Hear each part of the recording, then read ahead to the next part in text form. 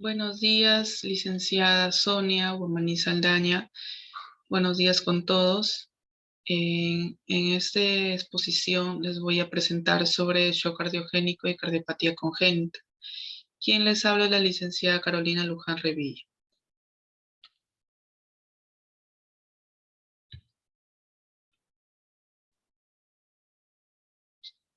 En primer lugar, para hablar sobre el shock cardiogénico, vamos a hablar lo que es la insuficiencia cardíaca.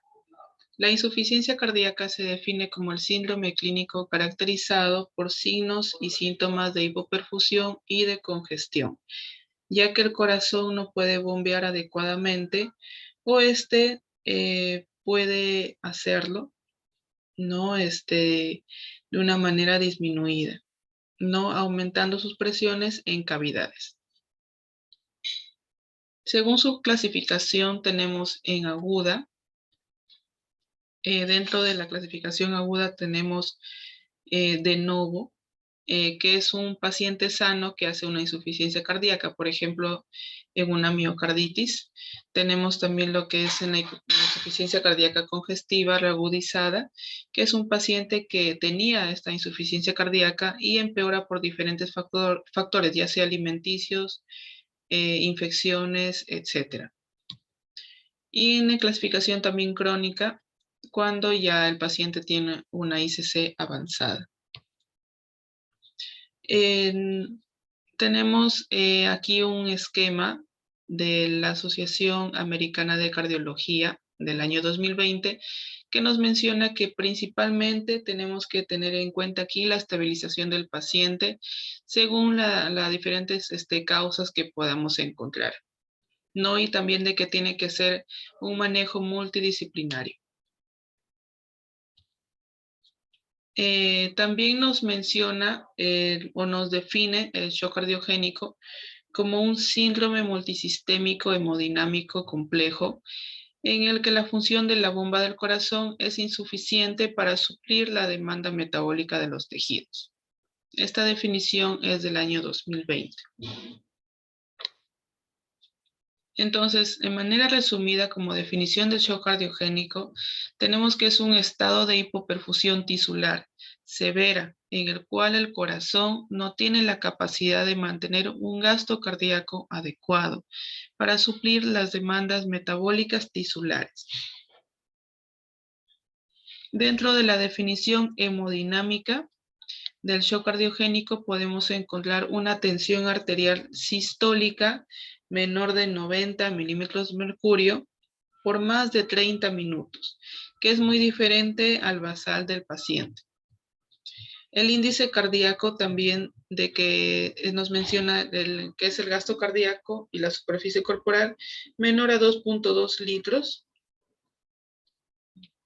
y la presión del enclavamiento pulmonar, que es la presión del llenado del ventrículo izquierdo, que puede ser mayor a 15 hasta 18 que se pueda presentar. En presión de enclavamiento pulmonar nos menciona también lo que es el cateterismo de Swan-Ganz, que es este cateterismo de Swan-Ganz es un catéter que va en la arteria pulmonar con un balón inflado dirigido por el flujo sanguíneo. ¿No? Aquí va a registrar lo que es la presión de enclavamiento, o que se llama también wedge, o capilar pulmonar, que equivale a la presión diastólica del ventrículo izquierdo.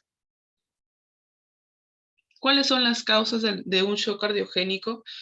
Vamos a encontrar en un 80% de casos lo que es el infarto agudo de miocardio con elevación del ST y sin elevación del ST. En caso de un infarto agudo de miocardio con elevación del ST, es muy importante tratar el infarto reperfundiendo esa arteria que tenemos. Otras causas pueden ser la miocarditis, el tromboembolismo del pulmón, taponamiento cardíaco, las cardiopatías también, las arritmias, valvulopatías agudas, la insuficiencia cardíaca congestiva descompensada y el síndrome de Takotsubo, que es la miocardiopatía por estrés, ¿no? Entonces, una de las causas principales vamos a ver lo que es el infarto agudo de miocardio. También esta asociación europea de cardiología nos menciona sobre estadios que está vigente desde el año 2019, ¿no? Que el shock cardiogénico se encuentra en el estadio C, que es un estadio clásico del shock cardiogénico, en donde el paciente va a presentar lo que es la hipoperfusión, ¿no? Y para prevenirlo, ahí se requiere lo que son el uso de vasopresores, inotrópicos, o lo que pueda también requerir el paciente como una intubación. En el estadio A se encuentra los pacientes que tienen riesgo a un shock cardiogénico, pero no tiene síntomas. Por ejemplo, un paciente que haya tenido un infarto agudo de miocardio o alguna enfermedad coronaria. En el estadio B vamos a encontrar hipotensión relativa, taquicardia, pero no hay hipoperfusión, ya es que se ve en el estadio C. En el estadio D, que es un shock cardiogénico clásico, pero que no responde a un tratamiento inicial, no que se puede mencionar un deterioro o fatalidad. Y en el estadio E, que ya es un estadio grave, extremo, cuando ya se realizan lo que son las maniobras del RCP. Es muy importante estos estadios porque vamos a ver lo que es la diferencia del estadio A con el estadio E. Como les había mencionado, en el estadio A el paciente puede tener un riesgo, no podemos encontrar un riesgo. Entonces es muy importante tener en cuenta aquí lo que es la educación del paciente, ¿no? Para que no vaya aumentando o vaya a tener esta complejidad. Entonces vamos a tratar así a tiempo lo que pueda generar más adelante y vamos a disminuir lo que es la mortalidad. ¿Cómo se ve un paciente con insuficiencia cardíaca? ¿Cómo lo vamos a ver? El paciente va a tener lo que es el síndrome de Levy o que es el signo de mano en garra, no tocándose el pecho. Va a estar también en una posición sentada. Los miembros inferiores van a estar edematizados y van a tener también una coloración azulada, van a estar hipoperfundidos, ¿no? También va a presentar disnea, palidez, lo que es la cianosis distal. Tenemos para el examen físico, tenemos la clasificación de Stevenson, que nos menciona dos criterios, el estado de congestión a reposo y el estado de perfusión a reposo. En caso de que el paciente, por ejemplo, pueda tener, como vemos a un paciente con una buena perfusión, el paciente está lúcido, tiene una presión arterial adecuada, extremidades calientes, un llenado capilar menor a 2 segundos, una diuresis adecuada, ¿no?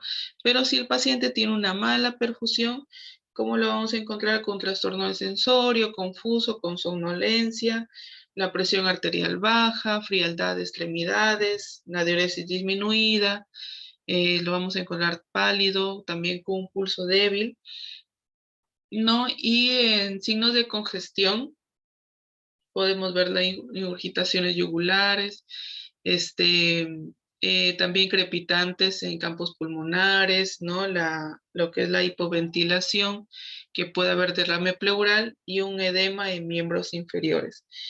Entonces, si es mala lo que es la perfusión del paciente, vamos a encontrar en un perfil L o en un perfil C. No se menciona acá frío seco, frío húmedo, por lo que menciona aquí lo que es la hipoperfusión, ¿no? Entonces, después se ve lo que es lo que es el estado de congestión a reposo, ¿no? Entonces podemos encontrar de que en el perfil C es un perfil más grave, ¿no? Que es un signo de ya una hipoperfusión. En tratamiento, ¿no? Perdón, en laboratorio vamos a ver lo que es muy importante, el análisis del AGA, porque vamos a encontrar lo que es la hipoxemia, ¿no? La acidosis metabólica, vamos a encontrar una disminución del bicarbonato, Y también vamos a encontrar lo que es el aumento del ácido láctico. ¿Por qué vamos a encontrar el aumento de ácido láctico? Porque sabemos que la glucosa, cuando tiene oxígeno el organismo, se va al ciclo de Krebs y va a generar lo que es el ATP. Entonces, si es que hay una hipoperfusión, va a haber una disminución de oxígeno, ¿no? Entonces, por lo tanto, no va al ciclo de Krebs y va al ciclo anaerobio. No, cuando quiere la glucosa generar el ATP a través de la no utilización del oxígeno, va a ser lo que es la anaerobiosis y va a generar lo que es el ácido láctico. Por lo tanto, el paciente va a estar hipoperfundido.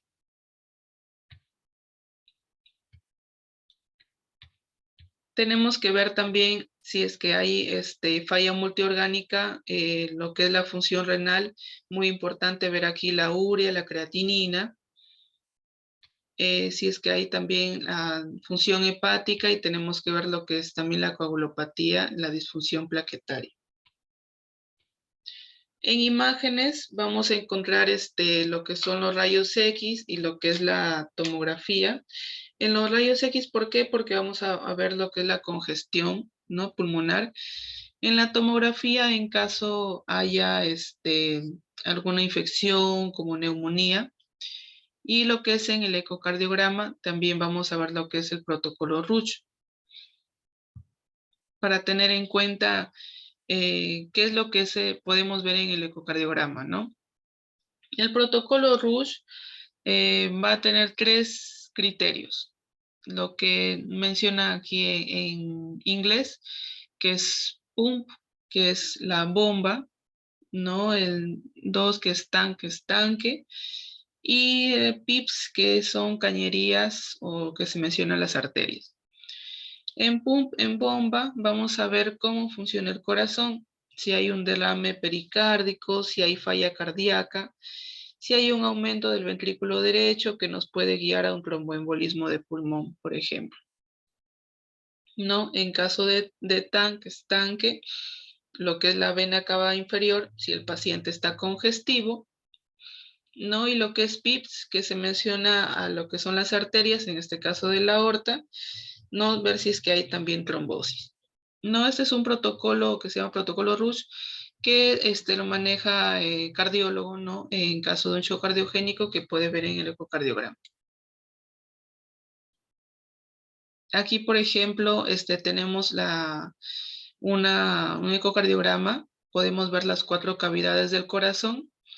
Aquí vamos a ver lo que es la función del ventrículo izquierdo normal. Podemos visualizar aquí cómo podemos ver el ventrículo izquierdo normal porque vemos una buena contracción de las paredes. Vemos, por ejemplo, como que las paredes casi se llegan a unir, ¿no?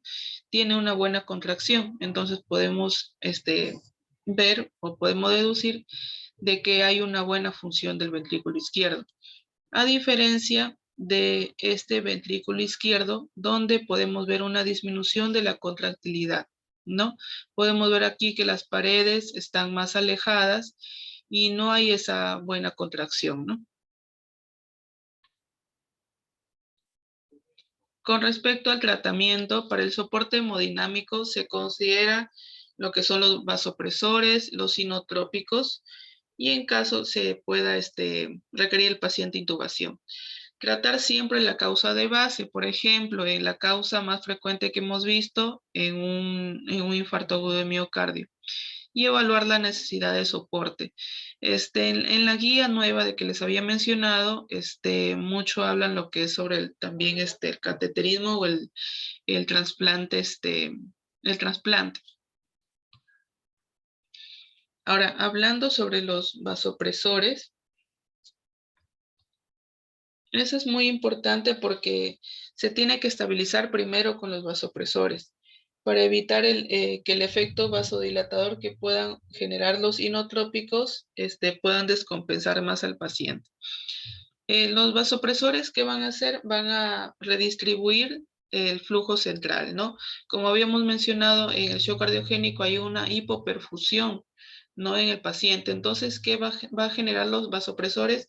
Va a hacer que todo el sistema circulatorio o esa hipoperfusión de que tiene el paciente, este, sea mejor redistribuido, ¿no? Todo el flujo sanguíneo que pueda haber y que pueda alterar toda la perfusión que pueda haber en los órganos más importantes o en los órganos diana. ¿No? ¿Qué vasopresor vamos a utilizar o es el más importante aquí? Es la noradrenalina. La noradrenalina va a actuar principalmente en los receptores alfa y beta agonista. En los receptores alfa va a hacer que haya una vasoconstricción para mantener lo que es la presión. Y en los beta agonistas permite a nivel cardíaco que el corazón se contraiga más fuerte. En las dosis vamos a utilizar de 0.1 a 1 microgramo por kilogramo por minuto. ¿Qué va a hacer la noradrenalina? Va a aumentar la poscarga y va a aumentar también la contractilidad. Como efecto adverso puede ser un proarrítmico y también puede haber un aumento de la demanda de oxígeno.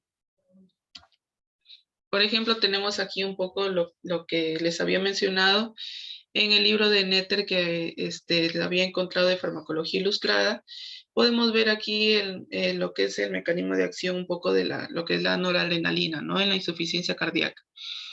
No aquí, como les había mencionado, a nivel del corazón, los receptores beta se estimulan moderadamente, no tiende a aumentar lo que es la frecuencia y la fuerza de contracción y la perfusión coronaria, y va a haber un aumento también del automatismo.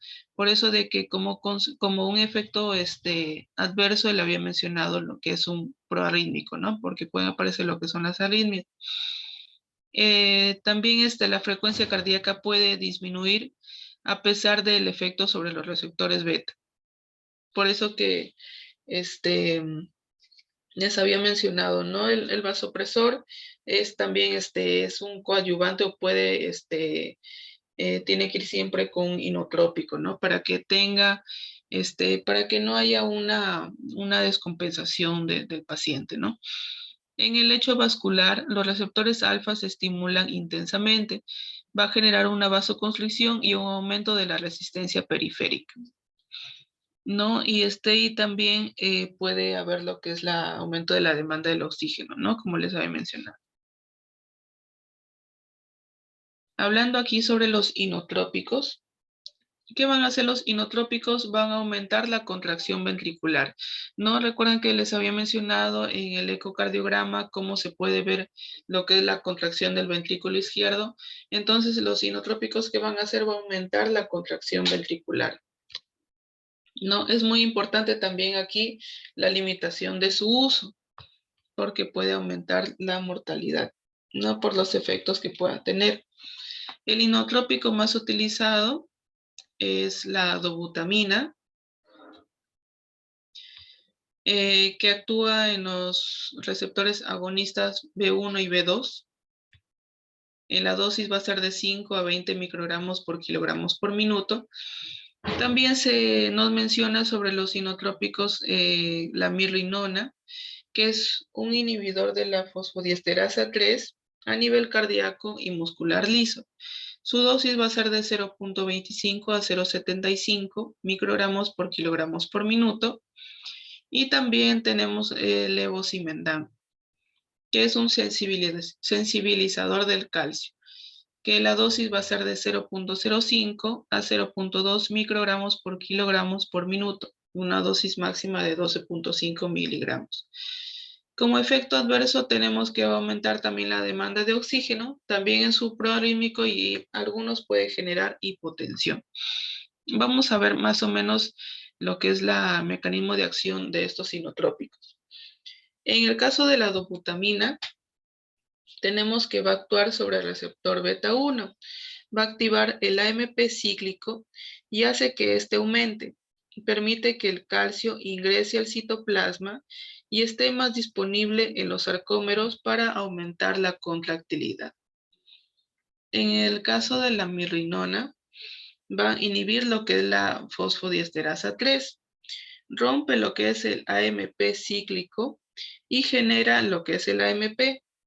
Al tener menor AMP cíclico, entra menos calcio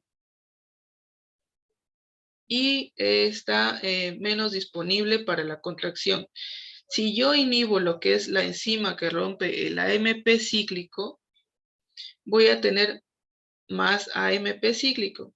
Entonces va a haber más calcio y más contracción.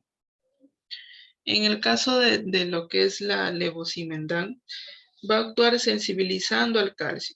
Se va a unir a lo que es a la troponina y permite que el calcio se una más fácil a la troponina C. Por lo tanto, no hay más calcio, ¿no? Y el poco calcio que hay se utiliza más fuerte para lo que es todo lo que es la contractilidad. Vamos también a utilizar los diuréticos de asa. ¿Por qué los diuréticos de asa? En este caso, que la furosemida para mejorar las presiones de llenado. Se va a utilizar mayormente intravenoso. La dosis va a ser de 0.5 a 1 miligramos por kilo. En caso de que el paciente ya haya estado tomando furosemida, por ejemplo, si tomaba 40 miligramos por día, se administra de 1 a 1.5, de 1.5 a 2.5 por la dosis que tomaba. Entonces, se va a administrar lo que son 80 miligramos aproximadamente para que éste pueda tener una mejor acción. Los efectos secundarios que pueda tener es la hiponatremia, la hipocalemia y también puede generar ototoxicidad. ¿Por qué puede tener estos efectos secundarios? Por el mismo mecanismo de acción que tiene. El mecanismo de acción de lo que es la furosemida, ¿no? Lo que es la furosemida, ¿qué va a hacer? Va a reducir la reabsorción de electrolitos y aumenta lo que es la eliminación de agua en la orina. No la furosemida pertenece a un grupo conocido como lo que es el diurético de asa, la familia de sulfonamidas, y va a actuar inhibiendo de forma reversible y competitiva lo que es el transporte de sodio, el potasio y 2-cloro. Va a actuar lo que es en la rama gruesa ascendente del asa de Henle y se reabsorbe entre el 25 al 35% del sodio filtrado mediante el cotransportador que les había mencionado, lo que es el sodio, el potasio y el 2-cloro, que se encuentra en la membrana luminal. El cloro que ingresa a la célula va a salir a través de un canal de cloruro de la membrana vasolateral. El sodio que entró desde el lumen sale de la célula a través de la bomba sodio y potasio. El canal de potasio recicla el potasio intracelular de regreso al lumen.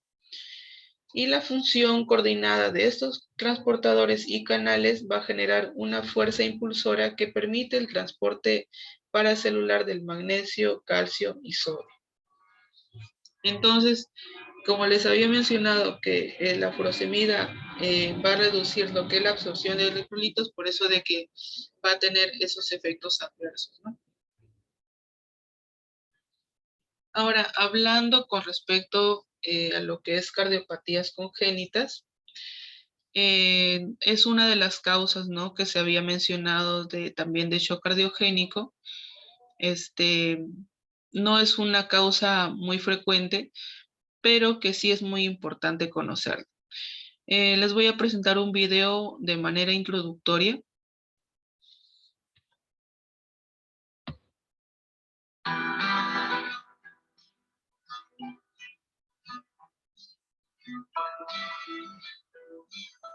Las cardiopatías congénitas son un grupo de enfermedades caracterizadas por la presencia de alteraciones estructurales del corazón producidas por defectos en la formación del mismo en el periodo embrionario. Existen tres tipos de cardiopatías: los cortocircuitos izquierda-derecha, que son aquellos en donde se produce un defecto en las estructuras cardíacas que separan la circulación sistémica de la respiratoria. Las lesiones obstructivas dificultan la salida de sangre de las cavidades cardíacas, y las cardiopatías congénitas y anóticas impiden la adecuada oxigenación de la sangre que llega a los tejidos. Debido a la seriedad de las afecciones, los niños suelen ser intervenidos quirúrgicamente una o más veces según la complejidad de la cardiopatía, que puede afectar su calidad de vida.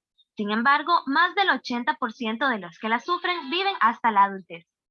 Las cardiopatías son un problema que es de suma importancia que conozca. Es por eso que este día en Salud TV, con nuestros especialistas, estaremos hablando de este interesante tema. Acompáñenos. Entonces, como habíamos tenido una manera introductoria a lo que es la cardiopatías congénitas, hay una guía que se ha presentado en la Revista Española de Cardiología el año pasado, en el año 2021, que nos menciona varias actualizaciones, que es respaldado también por la Sociedad Peruana, la Sociedad Europea de Cardiología, que es una guía, ¿no? Para el tratamiento de cardiopatías congénitas del adulto. Nos menciona en esta guía que las cardiopatías congénitas van a ser consideradas como alteraciones estructurales del corazón o de los grandes vasos que presentan o potencialmente tienen el riesgo de un compromiso funcional. Nos dicen que actualmente en la prevalencia mundial de estas cardiopatías es alrededor de que cada 1000 nacimientos, 9 tienen estas cardiopatías o nacen con estas cardiopatías. Según la etiología, son consecuencia de alteraciones en el desarrollo embrionario del corazón, principalmente entre la tercera y 10ª semana de gestación. La etiología va a ser desconocida en la mayoría de casos. En un 10 a 25% se pueden asociar de anomalías cromosómicas. Del 2 al 3% puede ser causadas por factores ambientales, bien sea enfermedades maternas o causadas por teratógenos. La mayor parte, que es un 80-85%, tiene un origen genético, ¿no? Y de los factores ambientales se pueden encontrar agentes maternos, físicos, fármacos o drogas, y también agentes infecciosos. En la Revista Española de Cardiología que les había mencionado, nos da esta clasificación según la complejidad de las cardiopatías congénitas. En la clasificación leve, moderada y grave. En la clasificación leve podemos encontrar enfermedad de la valvular aórtica congénita, ¿no? También lo que es la estenosis pulmonar, lo que es la comunicación intraauricular, la comunicación intraventricular, lo que es el ductus arterioso persistente. En lo que es en la clasificación moderada, vamos a encontrar todas estas cardiopatías, como es el drenaje venoso pulmonar anómalo, coronaria anómala con origen, lo que es en el seno opuesto, también estenosis aórtica, ¿no? De manera ya una cardiopatía moderada, y también lo que es la cardiopatía ya grave, ¿no? Que puede generar lo que es ya una mala calidad de vida, o mayores complicaciones, ¿no? Nos muestra también esta imagen, ¿no? De lo que podamos tener en cuenta de que una cardiopatía congénita ya puede ser una enfermedad crónica de por vida. Si bien es cierto, en la actualidad podemos tener tecnologías, o nos menciona mucho sobre también lo que son las cirugías cardíacas, tenemos que tener en cuenta mucho el cuidado, ¿no? De esos pacientes. Si bien es cierto, pueden sanar, ¿no? Lo que es la cardiopatía, pero siempre se tiene que tener, ¿no? El cuidado. Por ejemplo, puede haber una necesidad de reintervenciones y reoperaciones, puede haber hospitalizaciones, ingresos, ¿no? En urgencias, intolerancia al ejercicio, este, de repente mayor propenso a infecciones, tratamiento médico de por vida, complicaciones en el embarazo en caso de la mujer, puede generar lo que es la hipertensión, también arritmias, puede haber una muerte súbita cardíaca, es más propenso a generar lo que son los ACVs, hay una menor esperanza de vida, ¿no? Entonces, se tiene que tener en cuenta, por ejemplo, en el shock cardiogénico, este, que es el paciente, si tiene una cardiopatía congénita, ya se tiene que tener no considerarlo como una causa, ¿no? Lo que son las consideraciones terapéuticas, nos menciona lo que es la insuficiencia cardíaca, que es una complicación frecuente que va a afectar el 20 al 50% de los pacientes con cardiopatías congénitas y es su principal causa de muerte.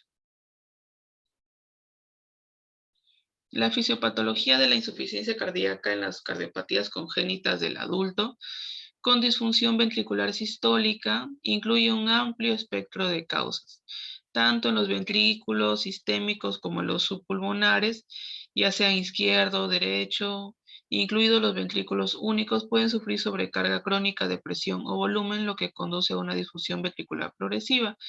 Eso es lo que nos puede mencionar la guía y que nos hace como que un englobamiento a todos los tipos de cardiopatías que podamos ver según la estructura, ¿no? Según que pueda haber en la lesión estructural, ¿no? Para entender un poco más adelante que se pueda ver de los tipos de cardiopatías que se pueda ver mayormente, tenemos que recordar un poco, hacer memoria, lo que es la circulación normal. Por eso que les voy a presentar este video.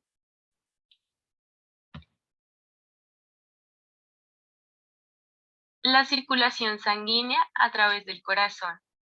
La sangre del organismo pobre en oxígeno regresa a la aurícula derecha del corazón. La sangre que viene del tronco superior vuelve a través de la vena cava superior y la que viene del tronco inferior regresa a través de la vena cava inferior. Cuando la aurícula derecha se llena de sangre, se contrae, la válvula tricúspide se abre y la sangre se bombea al ventrículo derecho del corazón. Cuando el ventrículo derecho se llena, la válvula tricúspide se cierra para prevenir que la sangre fluya hacia atrás a la aurícula. El ventrículo derecho se contrae, la válvula pulmonar se abre y la sangre se bombea por la arteria pulmonar hasta los pulmones. La válvula pulmonar se cierra para prevenir que la sangre fluya hacia atrás al ventrículo. La sangre oxigenada de los pulmones regresa a través de las venas pulmonares a la aurícula izquierda del corazón. Cuando la aurícula izquierda se llena de sangre, se contrae, la válvula mitral se abre y la sangre se bombea al ventrículo izquierdo del corazón. Esto ocurre al mismo tiempo que la aurícula derecha, al otro lado del corazón, bombea sangre al ventrículo derecho. Cuando el ventrículo izquierdo se llena, la válvula mitral se cierra, la válvula aórtica se abre, el ventrículo izquierdo se contrae y la sangre rica en oxígeno se bombea hacia la aorta para llegar a todas partes del cuerpo. Esto ocurre al mismo tiempo que el ventrículo derecho, al otro lado del corazón, bombea sangre a la arteria pulmonar. La válvula aórtica se cierra rápidamente y previene que la sangre fluya hacia atrás al corazón. Mientras tanto, las aurículas se han llenado de sangre y el ciclo se repite.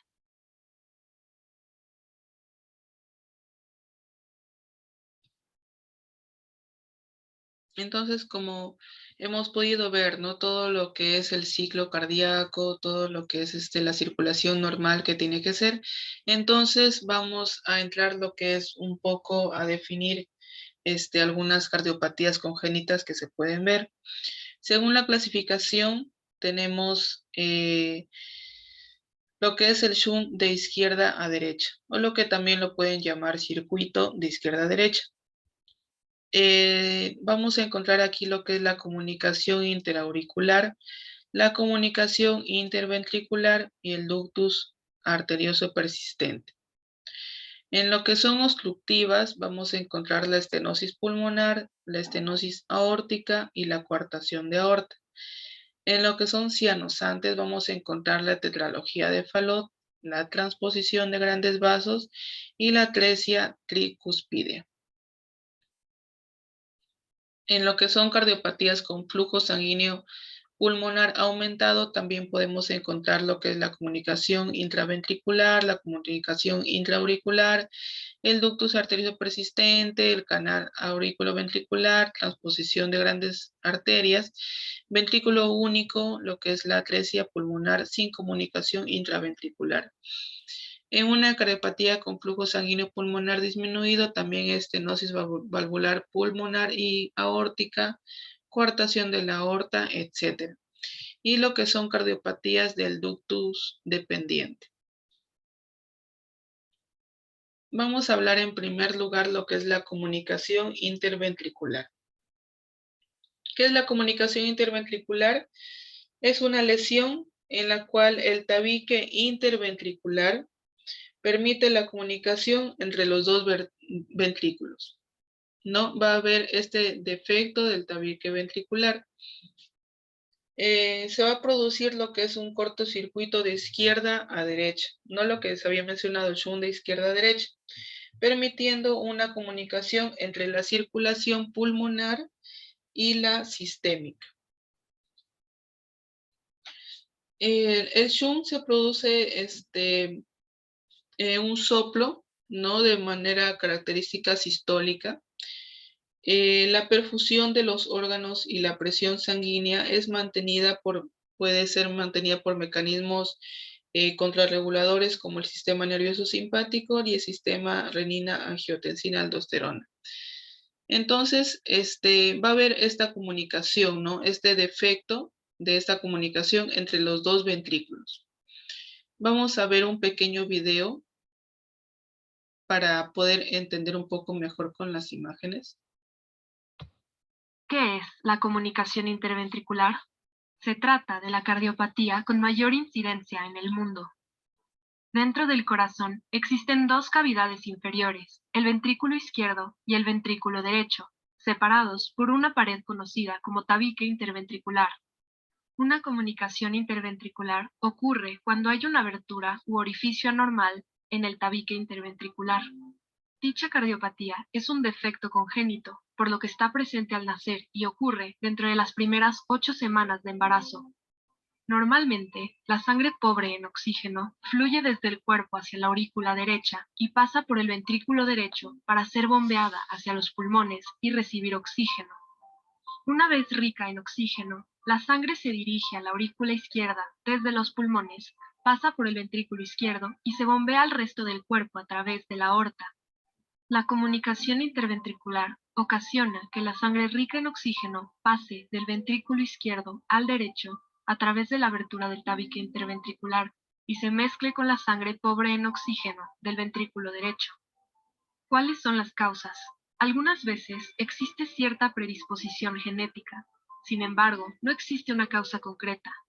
Síntomas: fatiga y sudoración al comer, sudoración en reposo, respiración rápida y agitada, cansancio al comer o alimentación en pausas, dificultad para ganar peso y menor tolerancia al ejercicio en niños mayores.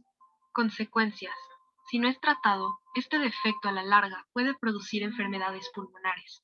No obstante, cuando se trata, la mayoría de los niños con reparación de una comunicación interventricular pueden llevar una vida normal y sana, aunque los resultados dependen del tipo de comunicación interventricular, el momento en que se diagnostica y el tratamiento o reparación.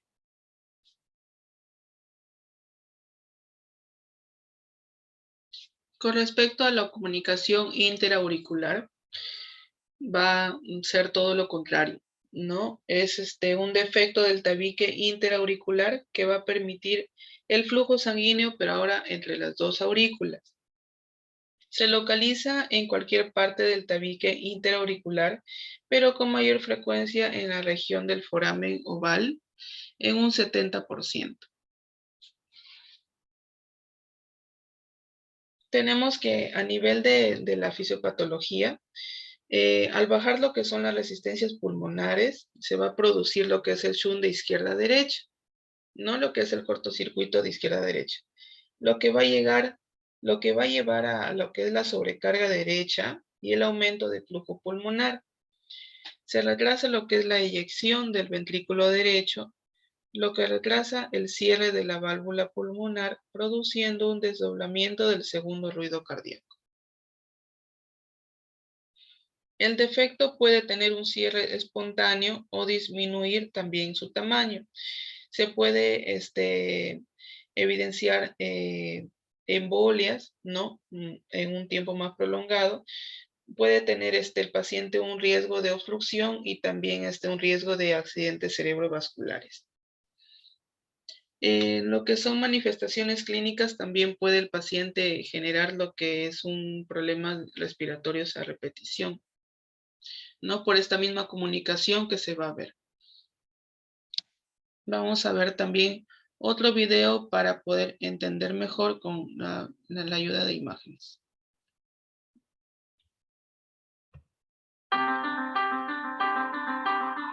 Los niños pueden padecer de soplos al corazón. En ocasiones, esto puede significar una cardiopatía congénita llamada comunicación intraauricular. En el corazón, la aurícula izquierda y la aurícula derecha están separadas por un tabique.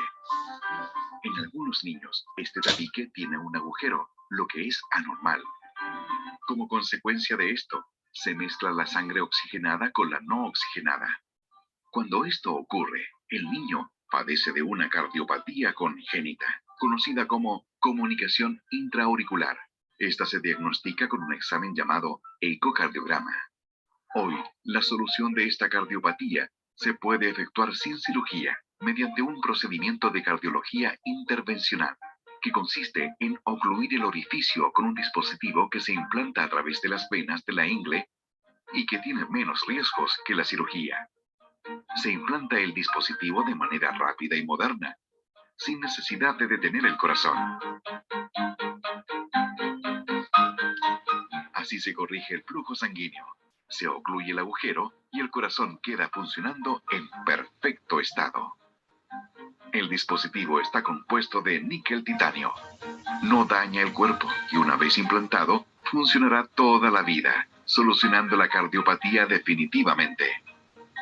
El procedimiento demora aproximadamente 2 o 3 horas, no deja cicatrices y lo mejor, en tan solo 24 horas, el paciente será dado de alta y volverá a tener la vitalidad de un niño sano.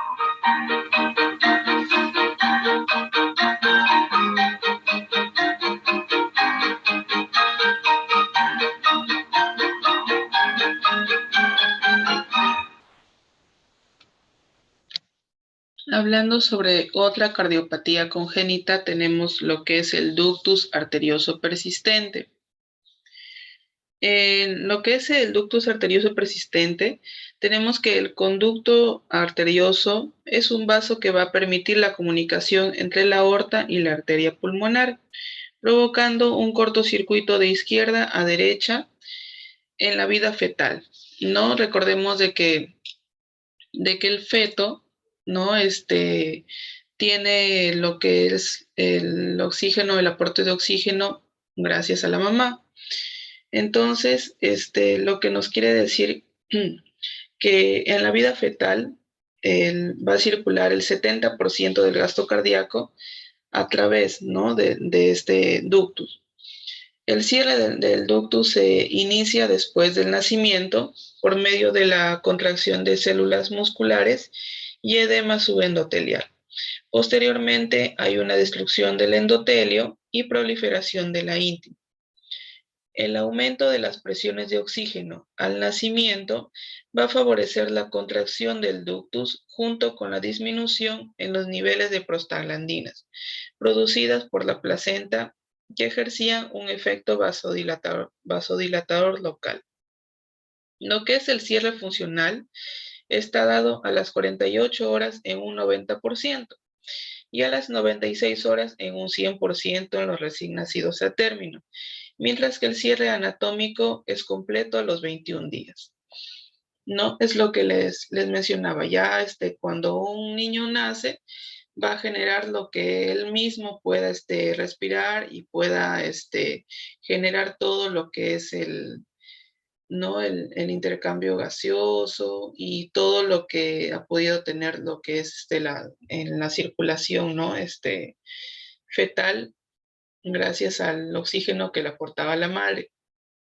Pero esta cardiopatía congénita nos habla sobre ese cierre, ¿no? De que es el ductus y que puede prolongar o puede verse prolongado en diferentes niños, ¿no? Que pueden tener este mal congénito.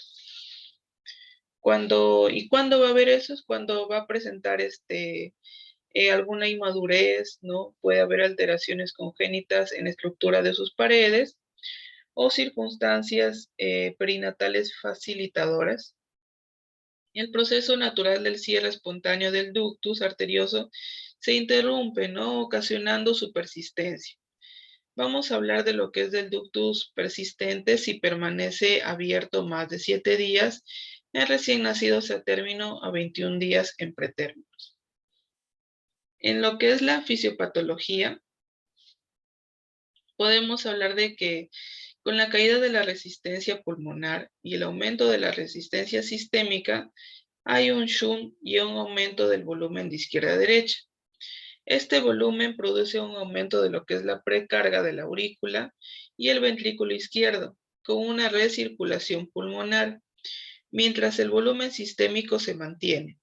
Hay lo que es la sobrecarga pulmonar, siendo esta responsable de la mayoría de la sintomatología del paciente.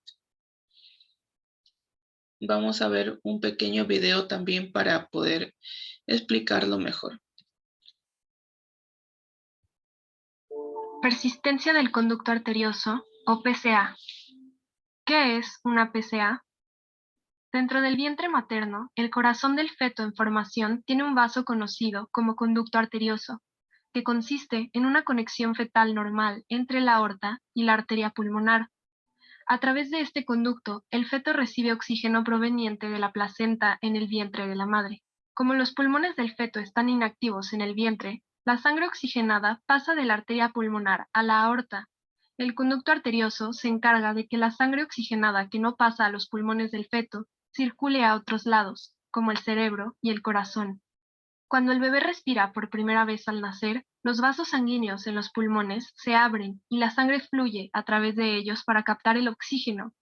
Aquí, el conducto arterioso deja de ser necesario y a los pocos días de nacimiento y en circunstancias normales, este se cierra. La PCA se caracteriza porque el conducto arterioso persiste y permanece abierto. Los síntomas aparecen generalmente en las primeras semanas de vida y no existe una causa concreta, pero se sabe que es más común en niños prematuros. Consecuencias. Cuando el conducto arterioso permanece abierto, la sangre que es rica en oxígeno pasa de la aorta a la arteria pulmonar, mezclándose con la sangre pobre en oxígeno que fluye hacia los pulmones. En consecuencia de esto, los pulmones tienen que soportar una cantidad de sangre mayor a lo normal. La sangre adicional genera una presión arterial pulmonar elevada. Síntomas. Los síntomas varían dependiendo del tamaño del conducto arterioso, aunque a menudo la PCA es silenciosa y pueden no causar síntomas. Sin embargo, los principales síntomas que suelen presentarse son fatiga y sudoración al comer y durante el sueño, alimentación en pausas, respiración rápida y agitada, y dificultad para ganar peso. En niños mayores se presenta otro síntoma, menor tolerancia al ejercicio o fatiga fácil al hacer ejercicio. Consecuencias. Una PCA puede cerrarse espontáneamente conforme el niño crece, pero una PCA sintomática sí requiere de cierto control médico. En algunas ocasiones, cierre del conducto por diversos métodos. Se puede cerrar a través de una cirugía, pero la gran mayoría se cierran por cateterismo. Hablando lo que es ya la estenosis pulmonar o una clasificación obstructiva, lo que es la estenosis pulmonar, como su propio nombre lo dice, va a ser una alteración de la válvula pulmonar que lleva a la obstrucción en el tracto de salida del ventrículo derecho, de forma aislada, que se puede encontrar en un 80-90% y de 10 a 20% asociado a otras patologías. ¿No? ¿Qué va a haber acá en la estenosis pulmonar? Va a haber una obstrucción que va a producir un aumento en el trabajo del ventrículo derecho, secundario a la resistencia generada por la alteración valvular. Esto va a llevar a una hiperplasia de la pared muscular compensatoria para mantener el gasto pulmonar que al perpetuarse o en estenosis importantes lleva lo que es a una dilatación y a una falla derecha. Con la disminución del flujo pulmonar hay una tendencia a desarrollar cianosis cuando aumenta las necesidades de oxígeno, por ejemplo, en un paciente cuando hace ejercicio, ¿no? Podemos visualizar aquí lo que es la imagen de una válvula pulmonar normal y lo que es una estenosis pulmonar, ¿no? Hay una estrechez, una obstrucción. Vamos a ver aquí otro pequeño video para poder entenderlo mejor.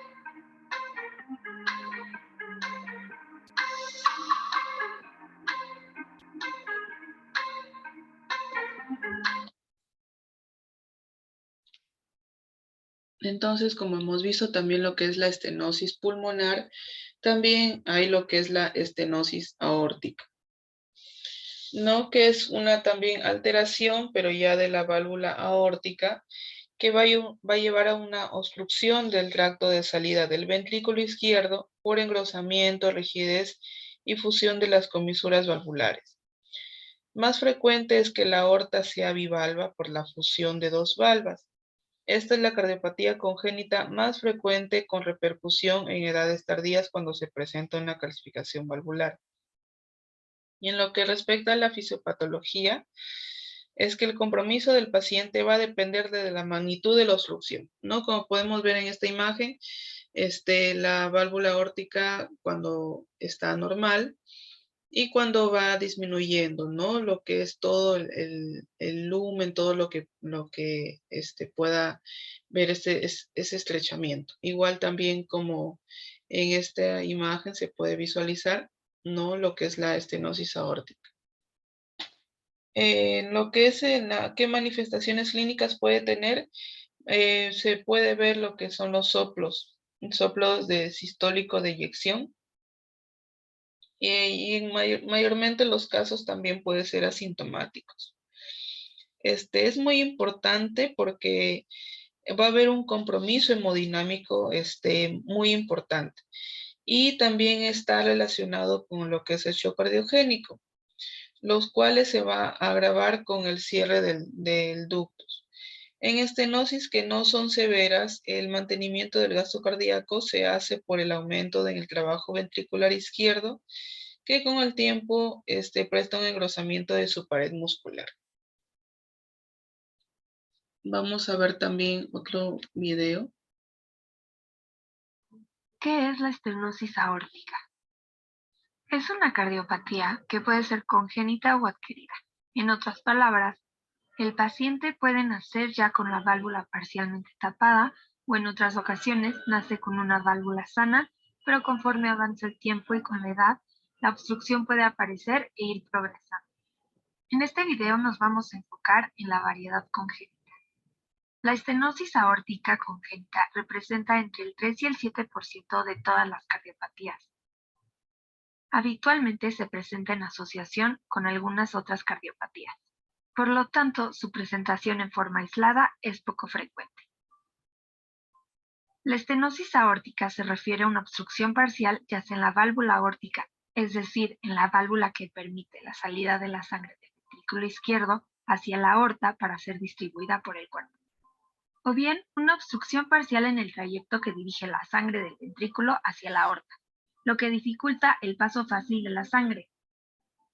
Cuando el paciente tiene esta cardiopatía, el ventrículo izquierdo debe hacer más esfuerzo para sacar la sangre de la cavidad.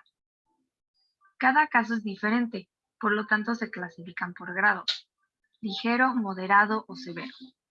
El grado de cada caso depende del porcentaje de obstrucción. Muchas veces los niños y las niñas pasan asintomáticos cuando los casos son ligeros o moderados. Cuando es severo, hay desmayos, dolores fuertes de pecho y falta de aire.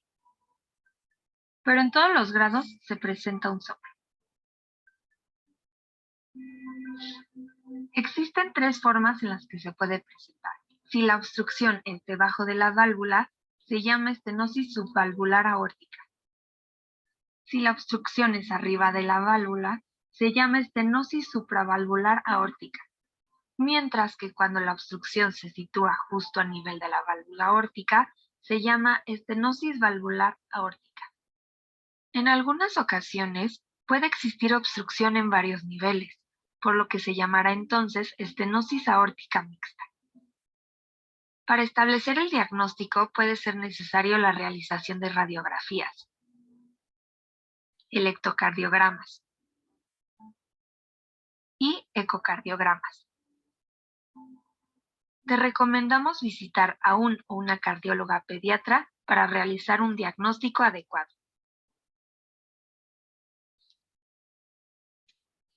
Otra de las cardiopatías congénitas muy importantes también que se puede hablar es sobre la tetralogía de Fallot. Como su propio nombre lo dice, en la tetralogía se van a ver 4 anormalidades. No lo que es la comunicación interventricular, lo que es la estenosis subpulmonar, el origen biventricular de aorta o cabalgamiento y también lo que es la hipertrofia ventricular derecha. Esta cardiopatía es también llamada mal azul porque una característica clínica es la cianosis que pueda tener, ¿no?, el paciente.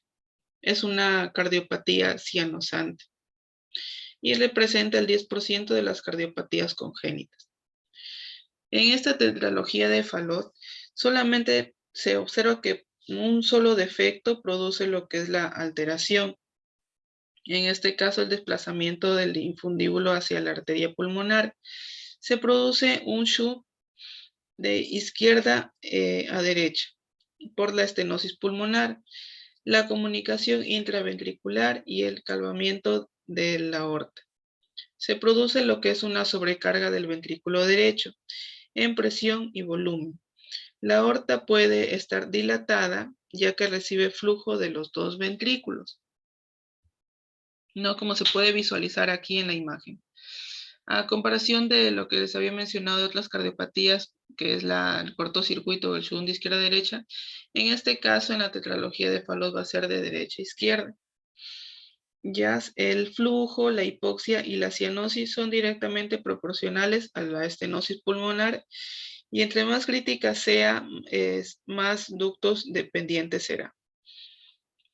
Aquí, por ejemplo, en caso del niño, Puede haber una crisis de hipoxia cuando en el llanto, en lo que es en la alimentación, o en caso ya de adulto cuando se puede generar puede realizar ejercicio.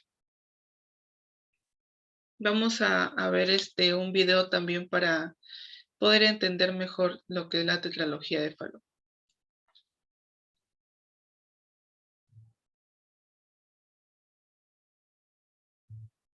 ¿Qué es la tetralogía de Fallot? La tetralogía de Fallot es una malformación congénita que se caracteriza porque la o el paciente presenta 4 anomalías en el corazón. Las 4 lesiones que se encuentran en el corazón del bebé son las siguientes.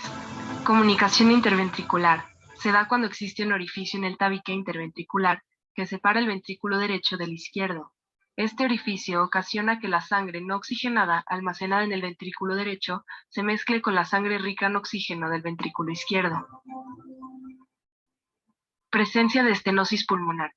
Se da porque la válvula pulmonar o el trayecto de salida del ventrículo derecho están parcialmente obstruidos, y esto ocasiona que le cueste más trabajo llevar la sangre pobre en oxígeno a los pulmones. Cabalgamiento de la aorta.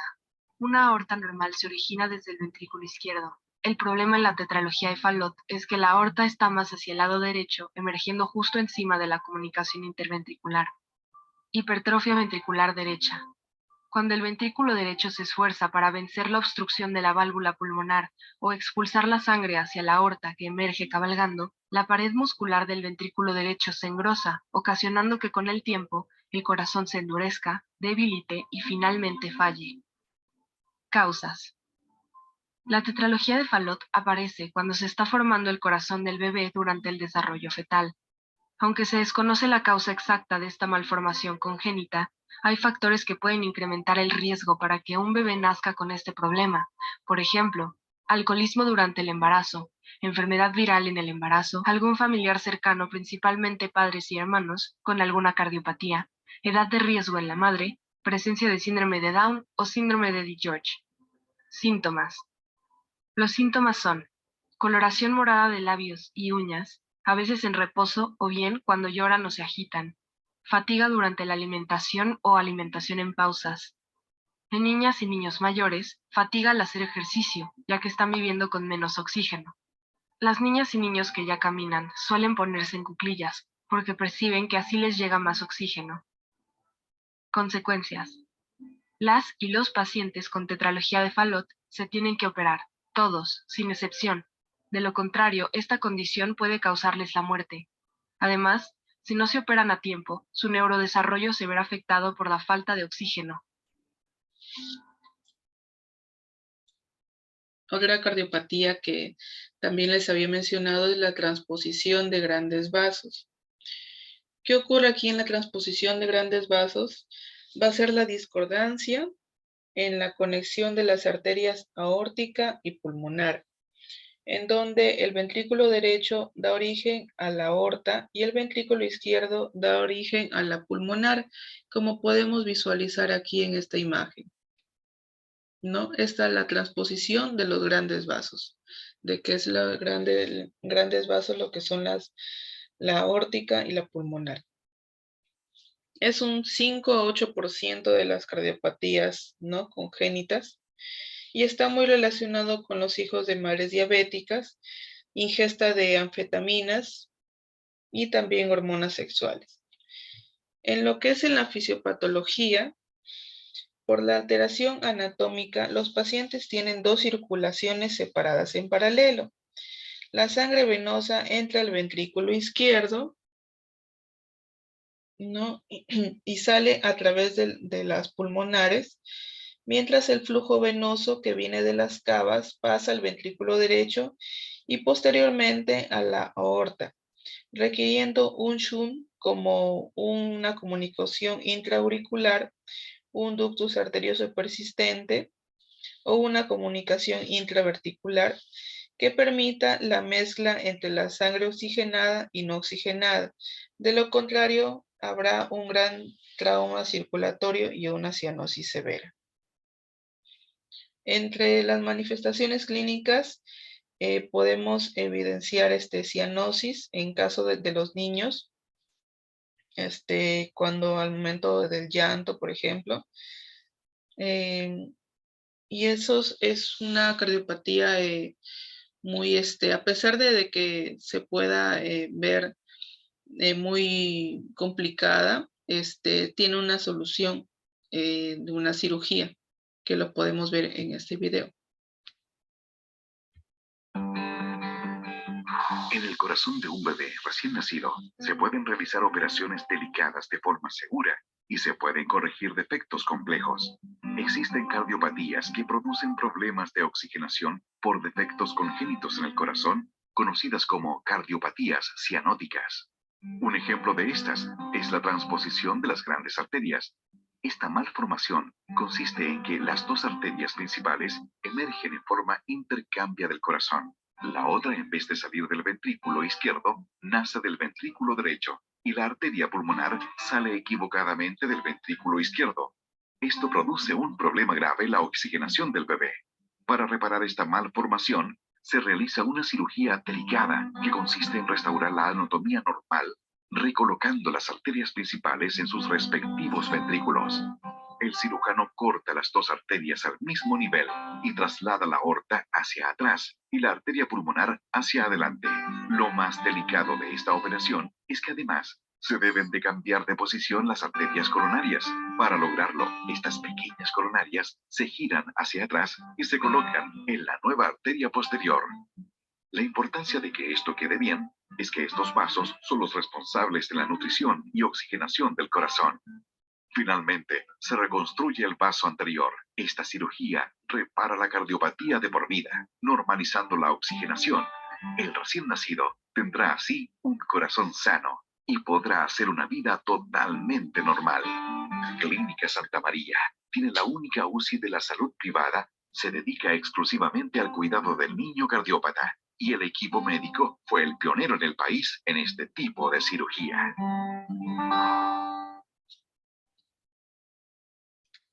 Otra de las cardiopatías congénitas que podemos encontrar también es la atresia tricuspidea.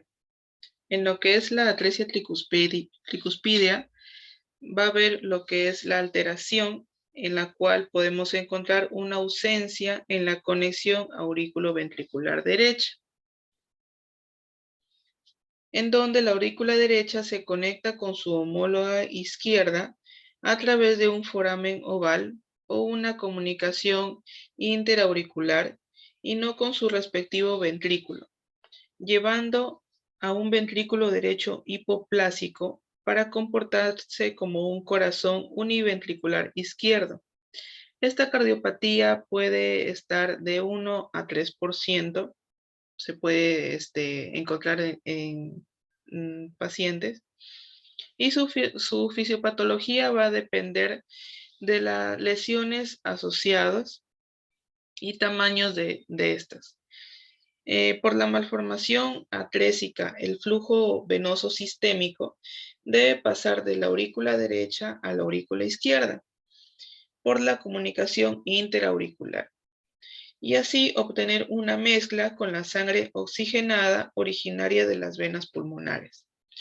En ocasiones, el ventrículo izquierdo funciona como único, ya que todo el flujo sanguíneo pasa a través de la comunicación interauricular y por ende puede terminar en falla por sobrecarga. Una manifestación clínica importante que se puede ver es la cianosis por la disminución del flujo pulmonar. También se puede presentar taquipnea, sudoración, diaforesis, aleteo nasal, dificultad para la alimentación en caso de niños, distensión abdominal, también lo que es hepatomegalia como signo de falla y también lo que es la acropaquia que se puede evidenciar, ¿no?, en las uñas.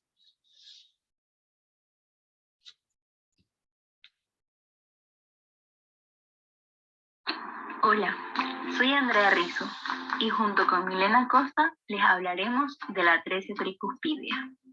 La atresia tricuspidea es un defecto cardíaco presente al nacer, en el que la válvula tricúspide no está desarrollada. En su lugar, hay tejido sólido entre las cavidades, lo que limita el flujo sanguíneo y provoca un desarrollo incompleto de la cavidad cardíaca inferior derecha, lo que es el ventrículo. Quienes presentan la atresia tricuspidia no tienen suficiente oxígeno, por ello tienden a cansarse fácilmente y suelen presentar una coloración azulada en la piel. A su vez, tienen dificultad para respirar y un crecimiento lento y poco aumento de peso. La atresia tricuspidia se trata con infusiones de prostaglandina E1 y múltiples cirugías. La mayoría de los bebés con atresia tricuspidia que se someten a una cirugía alcanzan normalmente la adultez, aunque a menudo se necesitan cirugías de seguimiento. Gracias. Hablando de otra cardiopatía congénita también muy importante, es la coartación aórtica. Esta coartación aórtica podemos ver que hay una presión sanguínea alta antes del punto de coartación y también la presión sanguínea baja más allá del punto de coartación. Vamos a poder visualizar así como en la imagen una estrechez en la aorta que va a llevar lo que es al compromiso hemodinámico. Lo que es la unión del callado aórtico con la parte proximal de la aorta descendente es el sitio más común donde se origina el ligamento arterioso. Ocasionalmente se presenta también lo que es en la aorta abdominal. En su fisiopatología, en la vida intrauterina, el ventrículo derecho está sometido a una sobrecarga de volumen. El volumen que debe pasar a la aurícula izquierda a través del foramen oval se devuelve a cavidades derechas por la alta presión de la obstrucción. Inicialmente es tolerado porque el flujo del ventrículo derecho se desvía por el ductus a la aorta descendente. Entonces, al final del periodo fetal, por la resistencia vascular pulmonar, hay crecimiento de cavidades derechas y la dilatación del tronco pulmonar,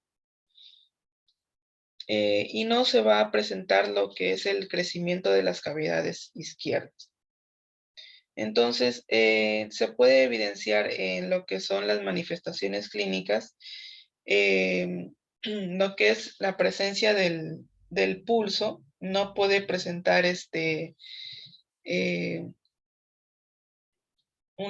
puede haber una disminución del pulso, se puede palpar en la ingle, por ejemplo. Se pueden presentar como unos saltones, ¿no?, en miembros superiores y disminuidos en miembros inferiores. Y también puede haber una disminución en el miembro superior izquierdo. Vamos a ver aquí también un pequeño video. ¿Qué es la coartación aórtica? La coartación aórtica es una malformación congénita que consiste en una obstrucción parcial de la aorta.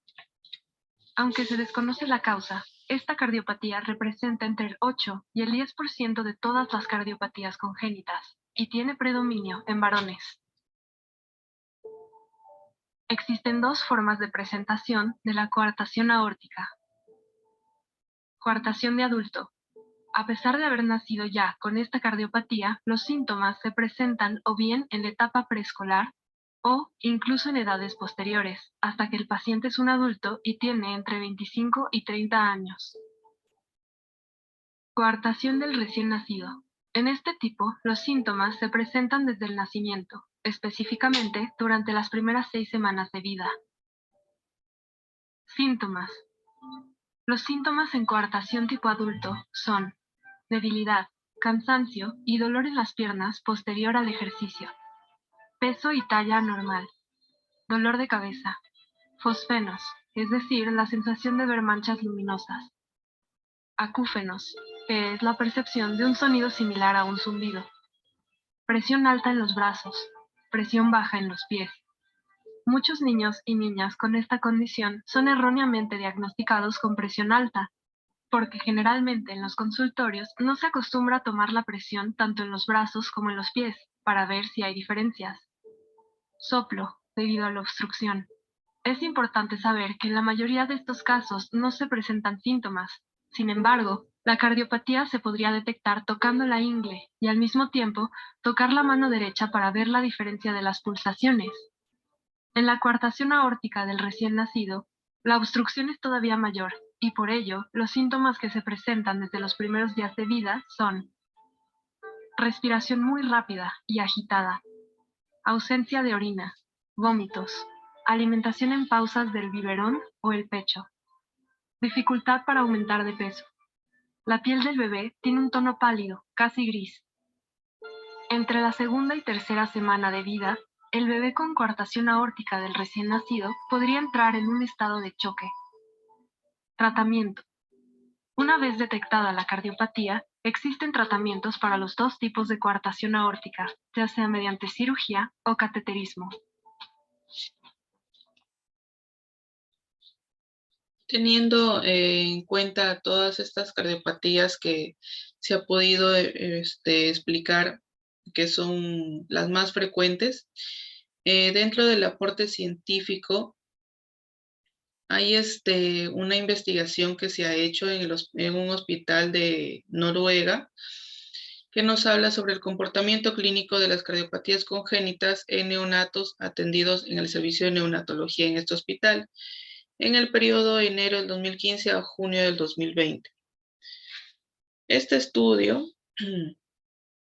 durante el tiempo establecido que ha tenido esta investigación, que han sido 66 pacientes que se ha podido evaluar, ¿no? Con una muestra representativa de 50, teniendo en cuenta lo que son los criterios de inclusión y exclusión, se ha concluido que la mayoría de las madres que tenían entre 20 y 35 años, con 4 a 6 controles prenatales y un periodo intergenésico entre 2 y 5 años, la mayoría de los neonatos tenían entre 37 a 40 semanas de gestación. Mayormente eran del sexo masculino y estaban con un peso al nacer entre 2.500 a 3.999 gramos. Factores relacionados con cardiopatías congénitas que más destacaron en este estudio, se tenía lo que es el uso de antibióticos durante la gestación, infecciones de vías urinarias, el uso de antihipertensivos durante la gestación, el síndrome hipertensivo gestacional, la obesidad, desnutrición materna, diabetes y el uso de antidiabéticos. Un signo característico, un signo predominante que se ha podido evidenciar es el soplo cardíaco, seguido de la taquicardia, taquipnea y la mala perfusión tisular.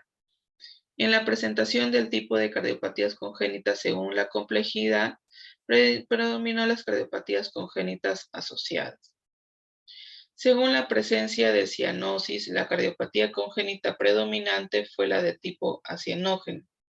Dentro de los tipos de cardiopatías congénitas, predomina en orden de frecuencia la comunicación interventricular, la comunicación interauricular, la persistencia del conducto arterioso o el ductus arterioso persistente, la tetralogía de Fallot y el canal aurículo-ventricular. Asimismo, un 78% de los casos egresaron vivos de la unidad de salud, siendo la tasa de letalidad en este estudio del 22%. Entonces, como ya habíamos mencionado, todas estas cardiopatías no congénitas, si bien es cierto, si se detectan a tiempo, pueden, ¿no? Tener solución, su tratamiento, cirugías, cateterismo, para disminuir lo que es la letalidad, ¿no? Y esto es lo que nos menciona también esta investigación, que he podido tener en cuenta también para poder explicar, porque como en la guía les había mencionado de varias patologías o varias cardiopatías que se puedan tener según leve, moderado, grave, mayormente puede predominar estas cardiopatías, ¿no? Que se pueden ver más frecuentes y que tienen solución. Dentro del plan de cuidado de enfermería, en los diagnósticos que podemos encontrar va a ser el riesgo de disminución de la perfusión tisular cardíaca. También el riesgo de perfusión tisular periférica ineficaz y en la disminución del gasto cardíaco. No son los diagnósticos que se utilizan, ¿no? Se emplean para este tipo de temas, ¿no? Lo que es el shock cardiogénico y lo que es la cardiopatía congénita. Que podemos, como ya habíamos englobado todos estos dos temas, que podemos encontrar en un paciente, ¿no? Según sus síntomas y signos clínicos, podemos actuar nosotros como licenciado de enfermería, ¿no? Tener diferentes intervenciones, ¿no? Como es el monitoreo hemodinámico que tenemos que tener, todos los signos vitales, ¿no? Lo que es la evaluación del estado respiratorio, el estado circulatorio, ¿no? Es muy importante también la vigilación de lo que es la diuresis, la aparición de diferentes signos y síntomas que se ha podido mencionar durante la exposición, como disnea, fatiga, taquipnea, ¿no? Lo que es la taquicardia, todo lo que engloba la evaluación, ¿no? Del monitoreo de signos vitales, identificar las causas posibles en caso de un shock cardiogénico, ¿no? Para lo que es la estabilización del paciente, lo que es la administración de medicamentos que se tiene que tener en cuenta, ¿no? Utilizando todos los correctos, ¿no? Lo que es en la administración de vasopresores, en la administración de inotrópicos, también lo que es el, el análisis, la interpretación de los exámenes de laboratorio, los exámenes de imágenes, todos los estudios complementarios que se puedan tener, todo lo que es el balance hídrico, ¿no? Y todo lo que se ha podido mencionar según las características clínicas que se pueda tener, ¿no? En estos temas. Eso es todo. Muchas gracias.